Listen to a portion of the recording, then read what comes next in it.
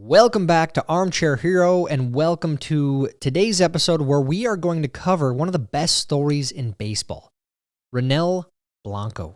If this guy's story is not made into a movie, it's a crime.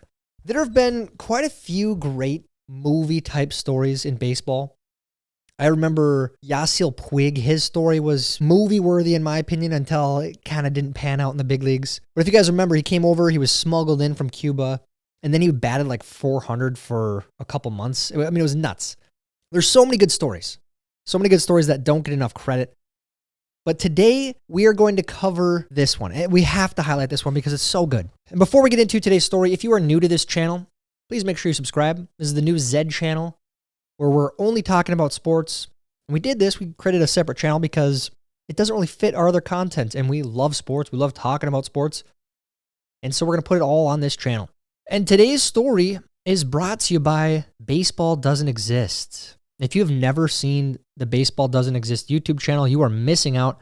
I'd say it's my favorite, personally, my favorite sports channel on YouTube. I'm absolutely shocked that it is not at 1 million subscribers.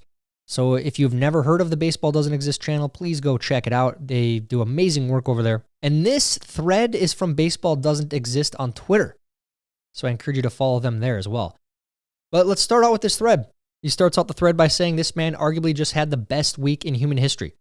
And if you missed it, a few days ago, he pitched a no-hitter. But leading up to that no-hitter was an incredible journey.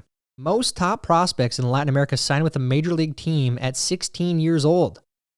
Ronel Blanco didn't start pitching until he was 18. The guy did not start pitching until he was 18 years old. Another piece of content that I have to recommend you guys, Ball Player or Pelotero. It came out in 2011. It follows Miguel Sano, kind of the bidding war behind him when he was like 14, 15 years old. It was nuts. And how that system works down there is even more nuts. These players, they don't come into the league through the draft. Major League Baseball teams go down there and they sign these players at a very young age. And they send them to these baseball academies. It's nuts. Very, very good documentary. Must watch. But back to the story. Blanco, he didn't go to these academies.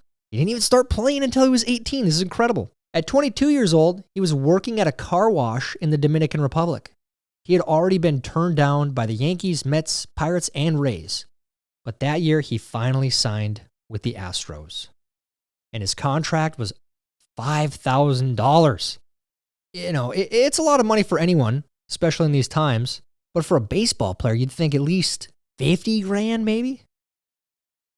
$5,000. I'm sure that goes quite a long way in Dominican Republic, though. He has since spent 7 years in the minors, mostly as a reliever. The Astros decided to try him out as a starter, and in 23, he finally got his chance to start in the major leagues. He was already 29 years old.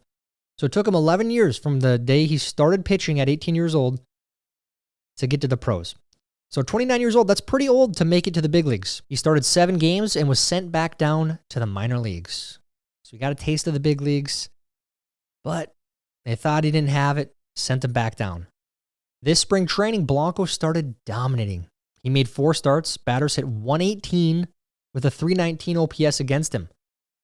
He had a 10.34 K per 9. That's very high. Anything over 9 is incredible. A strikeout an inning is incredible. And he didn't give up a single run the entire spring. On the final day of spring training, Blanco's daughter was born. Desperate to make the roster, he rushed from the hospital to the game. And hours after having a daughter, he made his final spring training start. He struck out 10 batters in 4.1 innings and was so impressive the Astros told him he made the roster as he was being taken out of the game.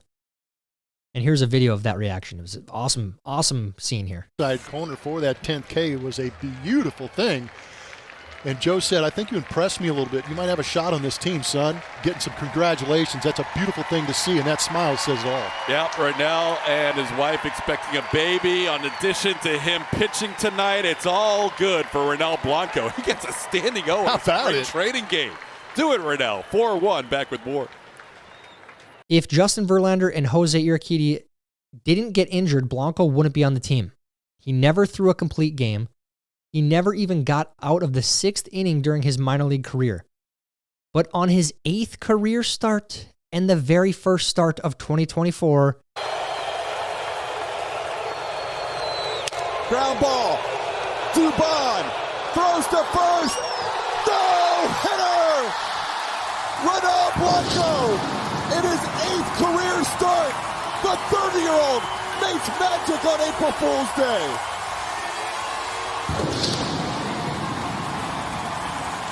Blanco had a daughter, made his first opening day roster, and threw a no-hitter in the same week. So far, including spring training, Blanco has made 5 starts, thrown 24.4 innings, and has yet to give up a run.